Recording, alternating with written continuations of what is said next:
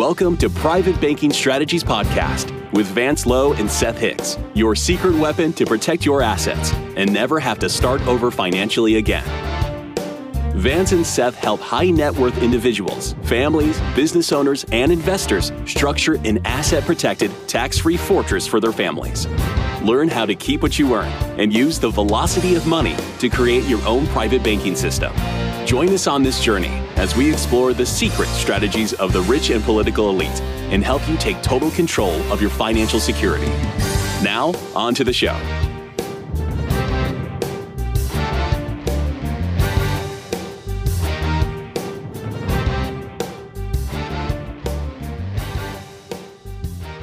Hello and welcome to Private Banking Strategies with Vance Lowe and Seth Hicks. Seth, what's going on? Hey, Eric. Glad to be here, man. We're excited about another podcast. Yeah, absolutely. We are kind of continuing from the last podcast. Not that it's in conjunction with it, but if you haven't heard the last podcast, go listen to that. Great information, especially right now. It's very timely, and Vance said that. And then Vance gave us a sneak preview of this podcast. And Vance, why don't you tell us what we're talking about today? Well, Eric, it's great to be here. I'm really excited about the idea here because this is the culmination of everything. What would happen if we set up the strategy in our family and we did it right for a full generation? So we're going to discuss that today and take a walk. We're going to use Nelson Nash's book, Becoming Your Own Banker. If any of our readers have that, then they can follow along. We encourage people to get that book as well as our own, and we'll talk about that towards the end of the podcast. But this information is found in the 5th edition, which is the main book you can get, Becoming Your Own Banker, on page 71 through 74. That's what we're going to talk about. To introduce it, maybe the topic is the very first thing he does is he introduces the concept of age classes. He does a great job in us understanding this in the book, and we're not going to take that time other than to come up with the classifications. We just need to relate it to family generations. So he says a generation is a specific amount of time. The concept is really simple to follow when you read it. So we want to be able to do that. And it's a system for the family to prosper over the long haul. And it teaches a lot of concepts. Eric, how long do you think a generation is? I thought a generation was like 40 years. Is that right or not? I thought that. But then I thought I've heard 10. But Nelson's defining a generation as a period of time of 22 years. Okay. And he divides that 22 years over a lifespan. And it's ingenious what you come up with. And I think he's right on. Where he gets his information, I'm not really sure, but it is incredible. I need to give you a little bit of history here. And Seth, you can add in on this. Nelson R. Nash educated himself into forestry in the tree business.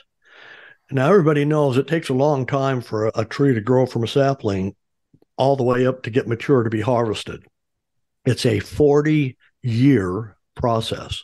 And his family had 400 acres of heavily timbered forest, and they split it off in 40 sections. And then they did something every single year to one section of the tree. And you can read this in his book, but this is where he got the ideas of how to set things like the perpetual banking strategy that's in his book. So we want to get to that. What have I missed, Seth, on Nelson's history? Is there anything else we want to pull out right here? No, I don't think so. I think you're laying foundation for how successive generation flow works. And we touched on that in the last podcast a little bit with trust, ownership of policies, and trusteeship. So like Eric had said, it'd be really good to listen to that podcast in conjunction with this one and put those two pieces together. All right. I guess we could identify the age, the generational age group. I think he goes from 0 to 22. 22 to 44, 44 to 66, and 66 to 88. That's a full life expectancy. And so there is something to do in each of those generations. And so we're going to start on the back end. He says to take the retirees because they're the ones who can most afford the premiums. And he makes a suggestion that the retired grandparents purchase life insurance on the newborn grandchildren. And there's reasons for that, and we'll get in towards that on the back end. And he illustrates it here in his book by paying on a newborn child $2,000 in annualized premium for a total of 22 years and then stop completely. So the book shows $44,000 of premium. But folks, the illustration now, all companies are a little bit different. And, you know, when you do these calculations on your own, you'll come up with your own results. But what we're after here is the strategy and the longevity of why he does this. It's always been said that 15% of the effort generates 85% of the results, but it's always the last 15% of effort that generates 85% of the results. It's always the last year that generates the most growth, right? If we retire at age 70 and we've had a policy on us for 70 years, do you have any idea what possibly could happen? Well, we're going to show you here today. In this case, and in the book, and you can back this up, at age 70, there is $4,104,852 of cash value available. Wow. And they did nothing except pay the premium and waited until age 70. So there's a reason for this. We're going to walk into that. So when that person is 70, he will be able to tap into that as a retirement income of $225,000 a year for the rest of their lives. And say they die at 85 or whatever it is, it actually gets bigger the more they use it. But at age 85, they'll still pass tax-free in death benefit $6,375,000. Wow. This is because of the longevity. None of us really can appreciate that anymore because we've lost that stewardship, even the meaning of stewardship, because we want everything now, today, and whatever. But what's really interesting is that during that time, he'll have gotten that $44,000 back, plus an additional $3.556 million that he'd been able to take out income tax free. So this is why we're introducing this concept that where the policies should be placed. There has to be a beginning, there has to be a start, and we're going to start that with the grandparents. They're going to do it on their own lives, but they're going to make sure that all their grandkids have a policy. And that was my goal when I understood this. And Nelson literally, as I think about it, may have twisted my arm because he checked up on me and asked me, have you gotten policies now on all your grandkids? I couldn't appreciate what he was saying at the time.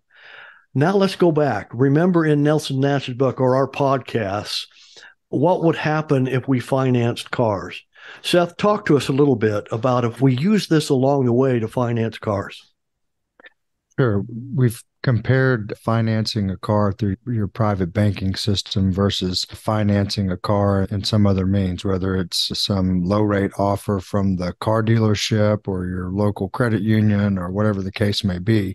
And at the end of those lifetimes of the loan, the person finances through their private banking system has the car, obviously, which is depreciated to a certain value, but they've also got all their cash back into their policy, which every payment has directly increased their ability to use the dollar again. For example, we've got some auto financing podcasts that you can drill down on, but someone who finances it with a third party, all they've got is the value of the car depreciated. If that was a $50,000 car and at the end of 7 years it's worth 15, they've got $15,000 in value, and they've burned all the money that they paid to the third party financing entity, and they've lost all the interest, whereas the person in the banking system has recaptured every dollar And they've also created a growth and a tax-free increase within their banking system so that they have the $50,000 plus interest plus compounding growth over those 7 years. We could probably call it 60, 65 conservatively, plus the $15,000 value of the car. So let's call it $75,000 to $85,000 in total value using your private banking system versus $15,000 with a depreciated car. So that's the comparison. Yeah, I was going to drive this home a little bit further with regards to the compounding nature of the cash value in these policies. In the illustrations that you're describing in Nelson Nash's book, pages 71 to 74, where you've illustrated that at age 70, there you've got a total value of $4,104,852 in cash value at age 70. If you dial that back 10 years, you've got 1.9 million in cash value. Dial that back to age 50, you've only got 860,000. Dial that back to age 40, and you've only got 380,000. So the compounding nature, as we illustrated in our book that you can get on our website, What the Banks Don't Want You to Know, the compounding nature of this cash value really goes parabolic the longer you let it marinate, so to speak. So you go from 380,000 to 860,000 to 1.9 million to 4.1 million in each decade. And of course, like you're discussing now, this person can access the cash value to finance cars, to finance education, to finance or acquire a rental property or some other type of investment. And that cash value is only going to increase because you're cycling each payment back into your own banking system. So you're not paying a third party and losing control of that money forever. You're actually recycling it back into a tax-free compounding environment. Yeah, plus you're gaining all the interest. Exactly. Oh, yeah. It's so amazing. We tell people, listen, you can't compete with somebody who has the banking equation, dollar for dollar, investment for investment. If you ignore the banking equation, you can't accomplish all the potential that's out there to be had. And so this is why these are the little tidbits and little bits of information in our podcast that we want to provide people. Think about education. Think about mortgages. Seth is way back along that line. There's enough money to start financing everything, isn't there? Of course. And this is just one contract. I have 10 grandkids, okay? And they're coming up through these generations. I've used cash from their policies. I own them. I am the beneficiary. And I've dipped into those. I actually did what's called laddering, and that's another topic, but I used one policy to pay the premium on the next and all the way down the line. And then when my windfalls would come in, I would pay all the loans off with all the interest and everything else and charge myself good, healthy interest, all tax advantaged. So incidentally, I want our audience to know inside of these type of environments, you do not trigger taxable events. So everything in this podcast today and Nelson's illustration, he avoids triggering any taxable events. As we get the first generation up at age 22, they're now educated, they're now in the workforce, and they're going forward. They're going to be borrowing money, hopefully from within the system, but they're going to start their own contracts, hopefully, and they're going to learn the system as they get older. They're going to learn where's the money coming from. Family has a trust or family has a banking system. I'm supposed to go there to get my car financing. That's where I went to get my schooling education for my toys or whatever else, and I pay back to the family bank. And now I'm being told I should have one of these contracts on myself so that I can, use it as well. So you're going to see here that this is a education for the family members. Seth pointed out, probably in an earlier podcast, you're going to have family members that don't want to have anything to do with money, right, Seth?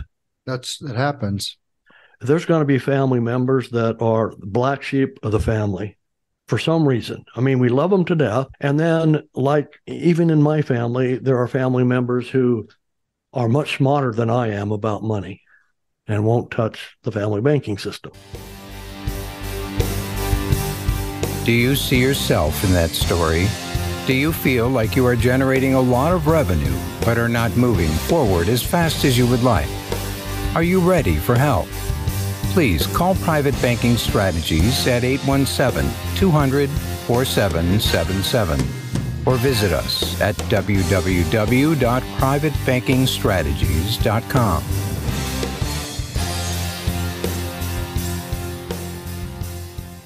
So, it is what it is, but the concept still works. Even though I have a son with 4 kids, refusing to do the banking, he allowed me to put policies on the kids. And if you read our little ebook, it was one of his sons that I financed his 10-year-old son's bicycle and taught him how to do this. Anyway, so let's continue here. So we've got this for 22 years, we stop premium. Okay, that makes the older generation over that 22 years now, they've been paying those premiums, and now they're at the end of their life cycle. So death benefits are going to be coming in. Now, how are those death benefits going to be handled? Well, there's 22 more years. So the 22-year-olds, be 22 or 30, they're getting married, they're having their own children. And those death benefits from the seniors, from the retirees, come in and they replenish all the policy loans. They fill them up and they buy contracts on all the new generation that are being born, and until that money is put to work. So that's part of the cycle. As each generation becomes grandparents, they buy life insurance on their grandkids. Now, there's a significant advantages to what he's saying here. We are just outlining this lesson in his book, but I want to cover a lot of the advantages, and Eric and Seth jump in here maybe with an illustration or something as we go along. The first one is it covers multi-generations, 4 in the 22-year generation bracket, and it promotes long-term planning. I don't know any place in the United States where we teach our posterity, our kids, what long-term planning is anymore. Everything is about today, and it's about short-term. This, you definitely go through it. Who's the very easiest person to get through underwriting, and at what age? Eric, would you think? A newborn. Absolutely. Gotta be. They haven't done anything wrong yet. So why not insure them? They will have more insurance than they could ever qualify by the time they retire. So that we run into the insurability limits a lot. Now, we have strategies to deal with that with our clients coming in, but you can only qualify for X amount of death benefit. And $2,000 a year, a newborn, they can easily qualify for that. But, to have $10+ million of death benefit at retirement, and maybe more than that when they die, that's more than they can qualify. A retired person can't qualify for near as much as it, because it isn't based on assets anymore. It's only based on income. So that's important. So they're much easier to get through underwriting. It's completely a tax-free buildup over that long-term period of time. Seth, you just convinced us that the compounding effects, $44,000 turns into $4 million+ at age 70. It's really hard to conceptualize until you look at some of the illustrations. So we encourage folks to take a look at Becoming Your Own Banker by Nelson Nash and looking through these illustrations, and actually even digging into some of the prior podcasts where we talk about the twin sisters and Paul Bunyan with equipment financing and how these things compound. And a funny story that we've told that bears repetition, Eric. Vance, when he and I initially met each other and he tasked me with a problem of compounding a penny doubling a penny every day for 30 days and how it would come to over $5 million. And so I started doing the math in my head, and he patiently played along. I was about day 15. I'm like, man, it's not going to reach $5 million. And he just chuckled and said, keep doing the math. So I kept doing the math. And by about day 23 or 24, the light bulb came on. And I'm like, wow, this is going to reach $5 million with simply compounding a penny over 30 days. Investments don't double every day, but this is the nature of compounding interest. Albert Einstein called the eighth wonder of the world. It's a powerful tool. It just really is, and you have to appreciate it. So in here, I hope we can build an appreciation to not procrastinate. Because in this, what we're talking about, if we waited 5 years, if we waited for that child to be 5 years, Seth, on the illustration, go back 5 years and find out what the cash value would be on the illustration. Well, you're talking about 5 years into the policy. So policy year 5. No, go to age 70, go to age 65. And what's the cash value? 65 cash value, 2.8 million. So 50%, folks, almost 50% if you procrastinate 5 years. If you wait 5 years to start, when you're 70, you'll only be at $2.something million. That's what I'm trying to get at. Procrastination is definitely not your friend. You're always going to have year 1, but you're never going to have year 70 if you procrastinate a year. Well, I guess you could, but it'd take you to a full 70 years to get 70 years worth of value. You're not going to get it at retirement or at your birth date, 70, which tells us the outlay is very small compared to the ultimate yield.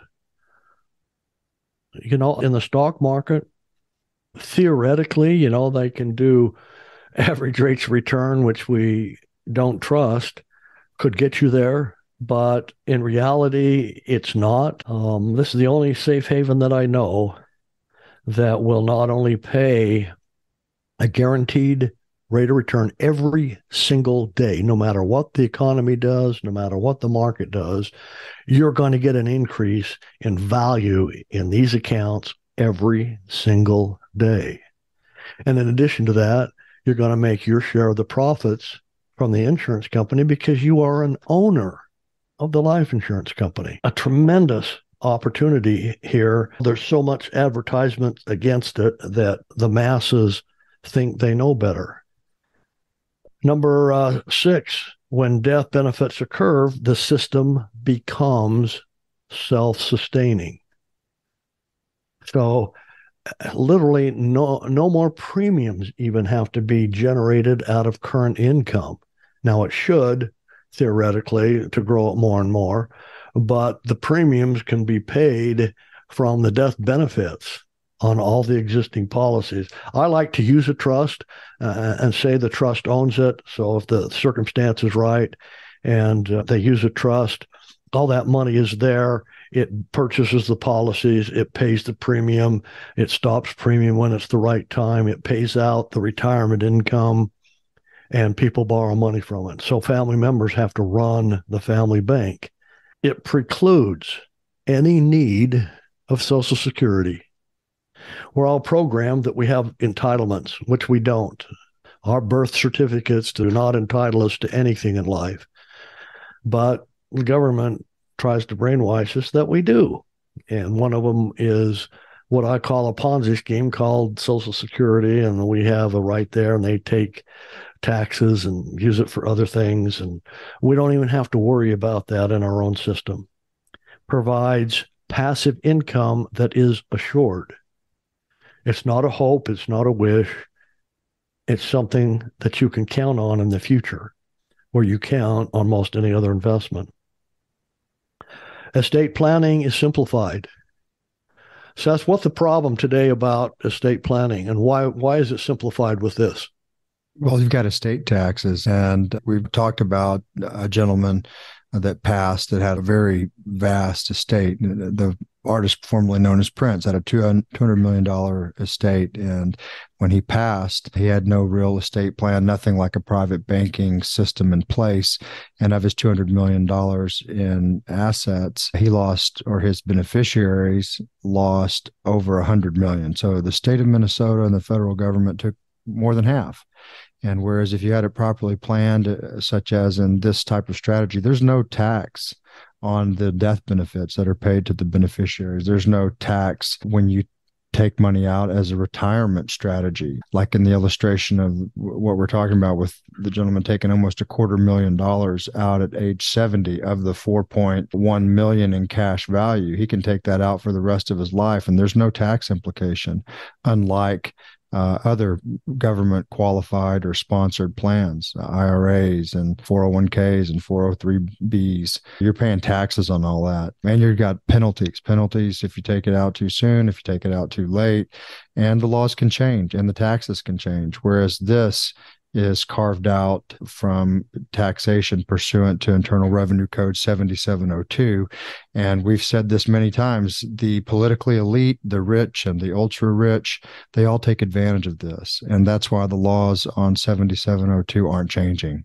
They're going to be there, and you're going to be able to implement this in a tax-free environment because everyone else making the laws and know the loopholes, they take advantage of this. Right. Thank you so much. The implication here, remember we said in running this strategy correctly, you trigger no taxable events. The other way, Uncle Sam wants to be in your house, in your private life. I mean, they are all around us right now. Everything we do seems like they can listen in on. But in this strategy, they're left out. They don't know what's going on. They don't need to know. You're not triggering an event. You're not crossing any lines. You're not in any gray areas. You're just not triggering a taxable event. Which leads us to our next one. And this is kind of the purpose here that we're trying to get to. Wealth, and he's got emphasized mentally, is transferred to the succeeding generation over a long period of time to produce consistent understanding. They are learning a process and not buying a product. This is a process, a way of life. This is the way we conduct life. Okay, and then the last one, it promotes the understanding of what stewardship is all about. Eric, what's your definition of stewardship? That's a broad question, but for me, it's doing the right thing with the money that I have to better my family, my community, and life in general. Okay. Seth, have you got a definition for that? Sure. I think it's, maintaining accountability and control over what you've been given in a financially responsible way and in a way that benefits others. Perfect. In my life, I have been a steward over hundreds and hundreds of families' retirement incomes. And I am responsible and accountable for the actions taken to reach the goals that are set and the expectations that are there. That, to me, is what a steward needs to be. Take that accountability, take that responsibility, but to get the job done. Money won't buy happiness, but a poor stewardship of money will still happiness. So I hope we've been able to open up an idea for everybody, our listeners here, that this is a perpetual thing. You can change the future of your family. If your family is middle class, struggling, it doesn't have to be that way. You have the opportunity, and unless we become a communist country or something, and I don't want to go there, you have the opportunity to write your own ticket. I have studied as far as I could before they went private, the Rockefeller family. And this pretty much is the outline that he introduced. He did not introduce it to his family till after his death. And then he had a trustee, introduce it to his family, and made his kids run it or they would lose it. He had charities and everything all picked out that would get the money. If his kids rebelled and wanted to just cash it out, they couldn't do that. And part of the motto of the family was keep the money in the family. Well, isn't this a perfect way to do that? If we borrow and consume, but pay back to our own system, the money returns back to us instead of someone else's bank. Yeah. So I'm hoping that our goal for today is reached and that people will take the next step. Speaking of that next step, where do they find more information? People can find us at privatebankingstrategies.com. That's privatebankingstrategies.com. And on our website, you've got valuable resources and tools to learn more about the system, one of which is a free book we offer our guests called What the Banks Don't Want You to Know. And you get that for free, and you can read it or you can listen to it in an audio download. And thereafter, you are going to be subscribed to our email list if you want to be, where we spot various issues and current issues and retirement issues, and we bring valuable content to folks where they can continue to learn. And on our website, Eric, you can hear all of our podcasts that we've produced. You can read blogs and really binge on content until you're ready to take the next step. And that next step is scheduling a call with Vance, where you go through an exploratory process and begin to lay out some motivations and a roadmap. And ultimately, you'll have some follow-up calls if you travel on down this road with us, where you put in your financial information into a proprietary system that Vance puts out an 8-year analysis. And that's a detailed roadmap of how the system will work for you with your current financial situations, how you can get out of debt, pay debt if you're in debt, or how to best utilize the system and how to build your wealth with private banking strategies. So that's the process. Fantastic.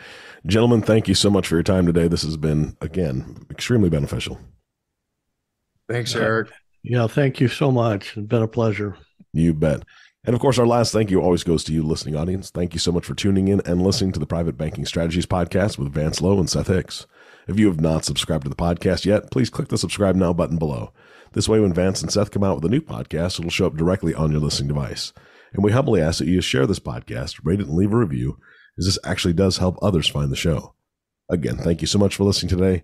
For everyone at Private Banking Strategies, this is Eric Johnson reminding you to live your best day every day. And we'll see you next time.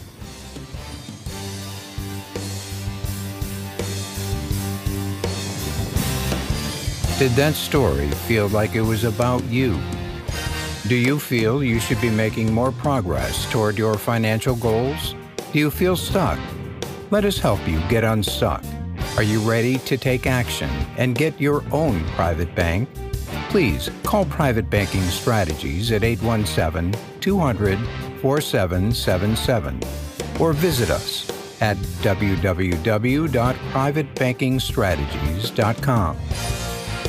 Thank you for listening to the Private Banking Strategies podcast. Click the subscribe button below to be notified when new episodes become available. The information covered and posted represents the views and opinions of the guest and does not necessarily represent the views or opinions of Private Banking Strategies. The content has been made available for informational and educational purposes only. The content is not intended to be a substitute for professional investing advice. Always seek the advice of your financial advisor or other qualified financial service provider with any questions you may have regarding your investment planning.